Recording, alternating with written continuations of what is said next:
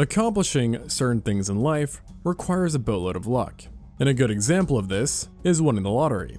It is so unlikely that you've got a better chance of dying while buying a ticket than actually winning the lottery itself, with your odds of glory being about 1 in 300 million. And yet, these odds are fantastic compared to the chances of a bone of yours becoming fossilized, as recent research estimates that only one bone in a billion turn to fossils. To put this into perspective, this process is so rare that less than 0.1% of all species that have ever existed gets fossilized. And that's not even taking into account the odds of being found after fossilization. So, it's no surprise that fossils in general are far and few in between, making it hard to fully understand what life was like for prehistoric animals. But once in a while, we get really lucky. We find a specimen that not only helps us understand extinct animals better, but also plainly shows us how brutal the ancient world could be. As over the years, a few exceptional fossils have been found, which literally contain animals locked in death or depict a horrifically violent demise, and bringing us the closest thing to real-life prehistoric battle royales. And one of the craziest examples that we know of comes from an animal that was walking around not so long ago, the Columbian mammoth. These guys, thanks to their size and giant tusks, were one of the icons of the Ice Age, and some of the most metal mammals to live, period, having had to deal with an array of legendary predators that ranged both in size and killing methods. And yet ironically, it wasn't an ambitious carnivore that it was discovered locked in battle with, but rather with another fully grown mammoth. This fight took place in Nebraska, and is believed to have played out around 12,000 years ago, which also means that it's possible that a person actually witnessed this battle, hypothetically. And it surely would have been quite the sight, as it was a particularly gruesome struggle, even by prehistoric standards. And interestingly enough, paleontologists think it was such a bloody and lethal battle solely because of something that would seemingly make a fight more harmless: broken tusks. Both mammoths involved were already each missing one tusk, which unfortunately for them meant that they were able to get closer than they normally would be able to, and as they ran into each other, something rather gruesome happened. That being that one of the combatants ended up taking a tusk straight through its eye socket. For any normal person, a gouged eye would be the definitive end of a fight, and for a mammoth, it probably was too. And yet, there was a big problem preventing peace, and that again had to do with the missing tusks. Normally after a fight would end, the two mammoths would be able to unlock from one another with relative ease, and then carry on their day, minus, a missing eye in this case. But due to the odd shapes of the broken tusks, the fighters this time became intermingled and firmly stuck together, resulting in a massive dilemma that forced both to keep thugging it out, using their bodies to push and pull against the other. Eventually, one of the mammoths, absolutely exhausted from all the effort, lost its balance and fell to the floor, dragging the other one down with it. In this fall, things went from awkward and dicey to doomed, as their bodies landed in an awkward position and made standing back up an impossibility, especially since both are estimated to have weighed over 10 tons. And as they lay on the floor, worn out by their epic battle, they slowly withered and died to either hunger or dehydration, before being buried and subsequently fossilized. Yet, there is a secret to all this that was only revealed when the fighters were uncovered, which was that there had been a third hidden victim all along, a coyote of all things. Specifically, beneath the leg of one of the mammoths, researchers discovered a coyote with a pulverized head, indicating that at some point, it got accidentally squashed.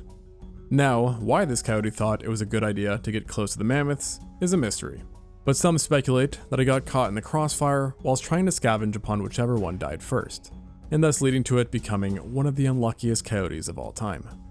However, thanks to another, much older fossil, we know that this coyote is still not anywhere near being the top contender for the unluckiest death of all time, as that accomplishment goes to a rather surprising candidate, the Allosaurus, or rather, an Allosaurus.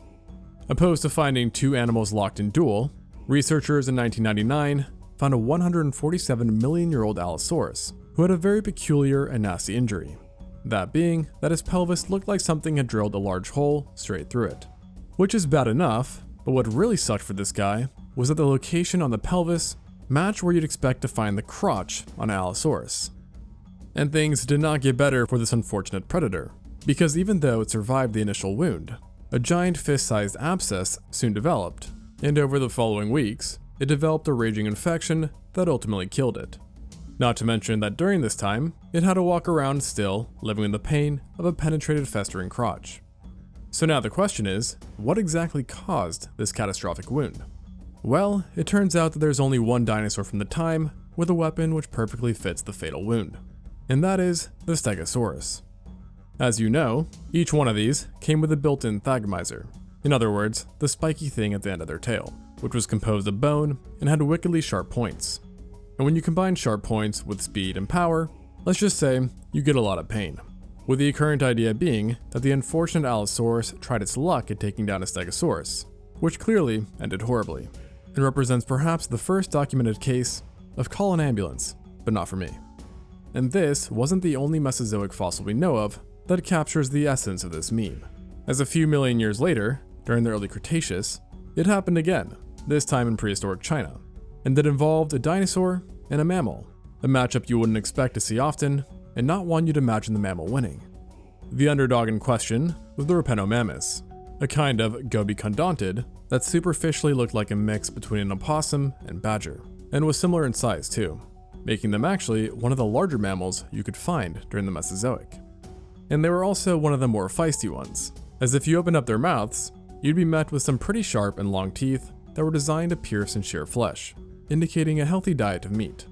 And apparently, meat can mean dinosaurs too, as paleontologists think it was the attacker in this scenario, not the defender, with that title going to Psittacosaurus, a kind of small bipedal ceratops with a fairly sturdy and bony head.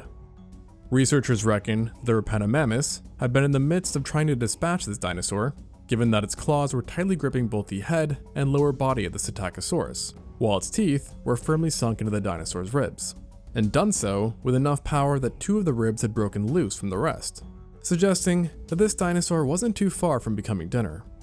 However, this predation attempt turned out to be a major failure, a poorly timed one at that, as during this whole thing, a large volcanic eruption was ongoing around them, evidenced by the fact that they were buried in volcanic debris, killing them instantly, and also explaining how they were fossilized in a fighting position. The craziest part of all of this is that the attacking mammal was 3 times smaller than the dinosaur, leading some to wonder why it went after such a large animal. And the answer is potentially given by other Rapenomamus specimens, who were found with the same kind of dinosaur inside their stomachs, suggesting that maybe they were specialized dino killers, not just occasional high-risk gamblers. Now, being a dinosaur and getting bullied by mammals of all things must have been difficult, but not quite as difficult as having been a prehistoric sea cow. These guys as a group are still around, yet they used to be much more plentiful, and during the Miocene, you could find multiple genera across the entire world, with one of them having been the Coolbratherium, a 4 meter or 12 foot long genus, which makes it one of the bigger known sirenians. Though, like its relatives, this creature had no clear defensive or offensive capabilities, resulting in some pretty horrific and frankly sad endings, as evidenced by a specimen that died in Venezuelan waters 20 million years ago.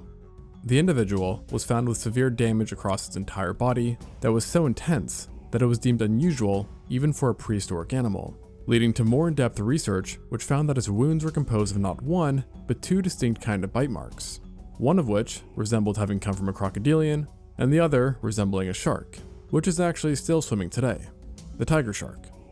Both predators had dealt a great deal of damage, and each seemed to have targeted different parts of the body, with the croc having focused on the head, while the shark administered sporadic bites along the postcranial portion. Originally, paleontologists reckoned that the ancient dugong had to have been dead by the time the predators made their assault, implying a scavenging event. However, the nature of the tooth marks revealed that in reality, it was probably much more violent and lively than first thought. This revelation was made by mainly analyzing the croc's bites, which showed that it first attacked the snout of the sirenian by latching its jaws around its head and clamping down so hard that it even penetrated bone, reflecting a clear attempt to cut off the Coolbratherium's airflow, and thus drown it. And as you might know, you wouldn't bother with drowning a dead animal, meaning this croc attacked a very much alive sea cow, which given its size, was no easy task. And based on the measurements of the teeth marks, paleontologists estimate that the crocodilian must have been even bigger, possibly 6 meters or 20 feet in length, which is on par with the longest recorded crocodiles of today. But paleontologists do not think that this guy was a crocodile, rather a giant extinct kind of caiman or gharial, who also utilized death rolls, as other lower down bites on the skull showed dragging and tearing marks indicative of violently rolling around. At some point, perhaps after the Sirenian was weak enough, a nearby tiger shark, enticed by the commotion, approached for a quick meal, taking multiple bites out of the body, including an especially vicious chomp to the Sirenian's neck, which left teeth literally lodged in the bone, which is how the shark's identity was ultimately made. Now, finding evidence of a prehistoric three-way is obviously quite rare, but it seems to have been a weirdly common occurrence in ancient waters, as we know of another example that actually included all three combatants, and started with something rather unassuming, a small Mesozoic fish, known as Leptolapetes. This ray-finned sushi was presumably just living out its normal day in the late Jurassic, swimming around the warm shallow waters off of what would one day become Germany, when at some point it attracted the unwanted attention of a pterosaur, the Rhamphorhynchus to be specific, which had a wingspan of about 2 meters or 6.5 feet, and had dozens of needle-like teeth perfect for gripping slippery fish. And this time they were quite effective, as the fossil showed the fish snugly trapped within the throat of the pterosaur, who would have gotten away with it if it hadn't been rudely interrupted by another fish, who was of course bigger, because as we know, the rule of the ocean is that there's always a bigger one out there.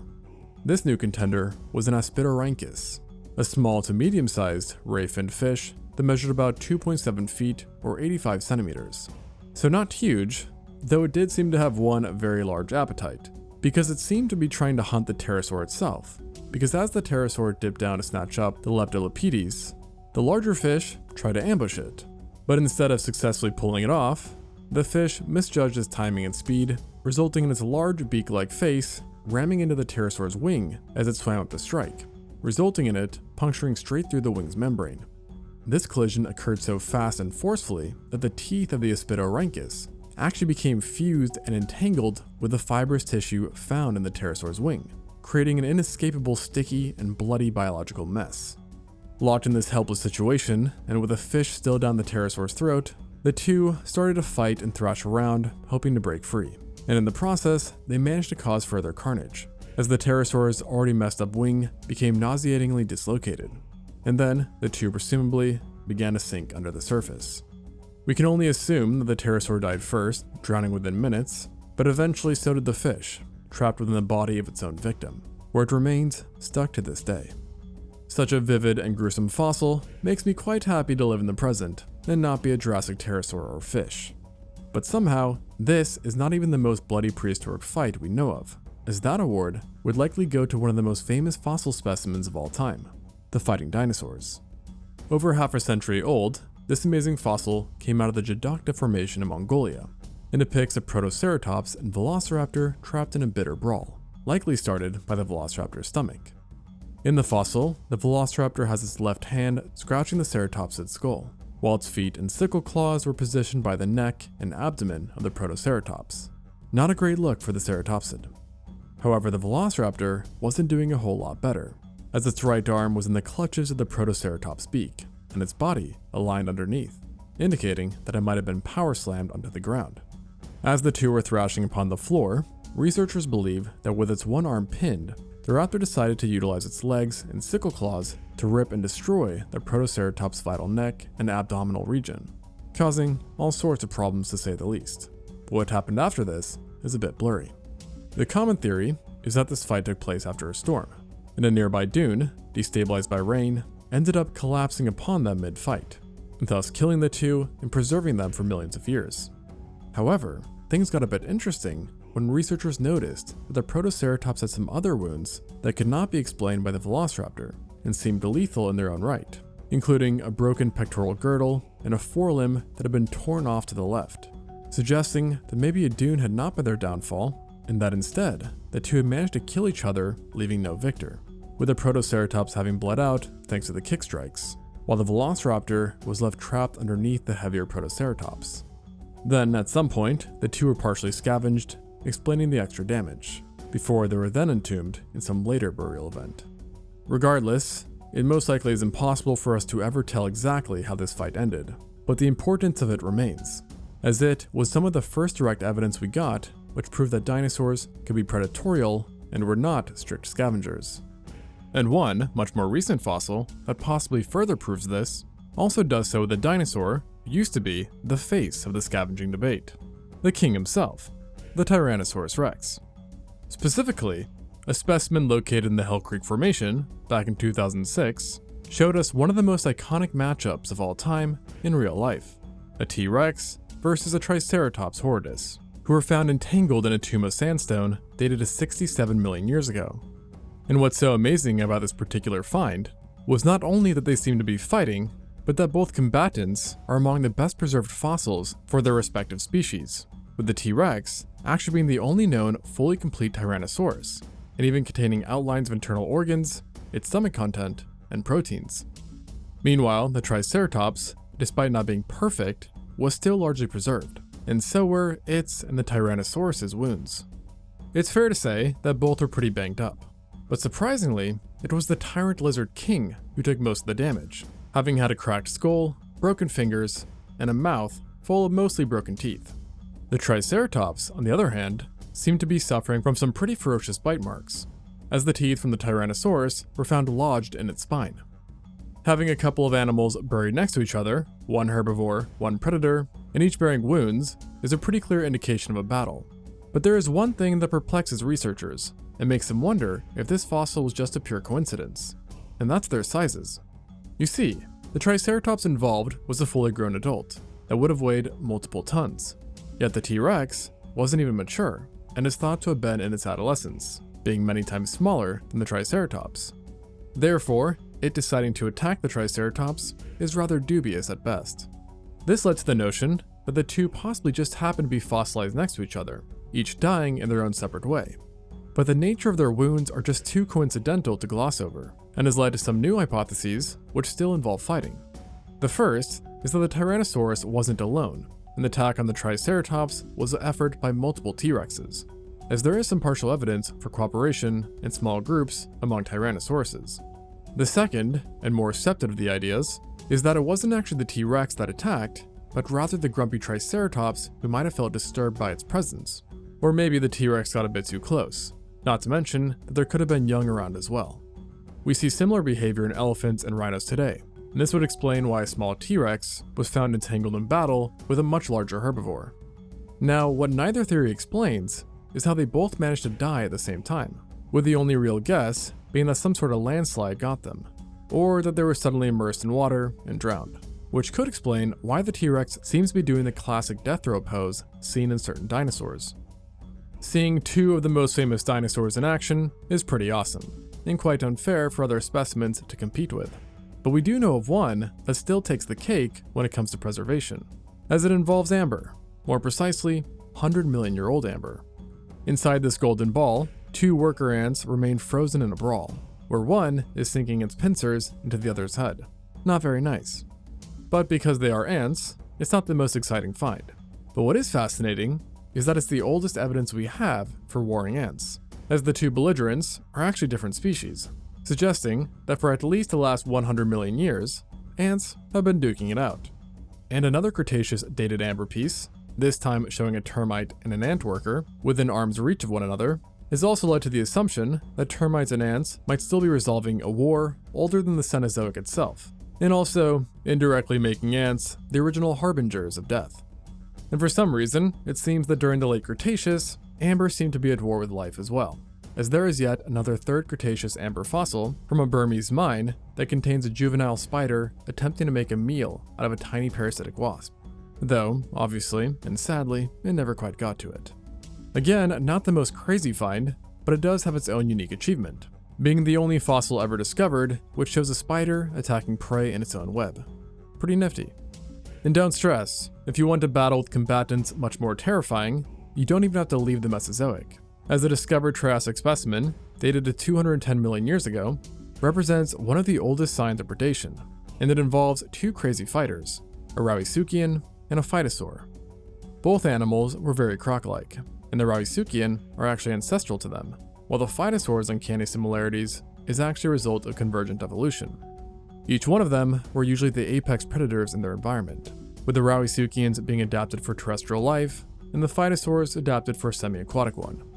Typically, paleontologists thought that each stuck to their own respective kingdoms, but a located Rawisuchian femur showed that hostilities could and did arise. Based on the size of the bone, paleontologists think that it came from 8-meter or 26-foot long Rawisuchian. Pretty big. And yet the femur was riddled with bite marks, and even had some teeth lodged into it. These teeth and the marks both matched those found in a phytosaur. Not exactly who you'd expect to be attacking a Rawisuchian, especially since the marks indicate a 6-meter or 19.6-foot long phytosaur, quite a bit smaller than the victim. And it gets even weirder, as some of the bite marks in the femur had fully healed, while others weren't healed at all, indicating that this Rawisuchian had survived an initial attack, and then succumbed to a later fatal one, with both attackers having been phytosaurs, and leading to the idea that this Rawisuchian may have been a victim of predation. Now, during the Triassic, because there were so many predators, it has been long thought that in some environments, predators would actually start to hunt other predators. But you wouldn't just expect a large Rawisuchian to be caught up in this. And one explanation is that like animals crossing rivers today, in certain parts of the world, waters back then were filled with giant hungry phytosaurs, who had the home advantage of being in water, allowing them to then tackle prey much larger than normal. This could also be why the bites were found in the back area, opposed to the front, demonstrating an ambush attack that the Rawisuchian was not expecting. I think we can conclude that it must have been pretty stressful living in a time where there were more predators than herbivores. And just one more reason why the present is pretty chill. Thanks for watching, and until next time on ExtinctZoo.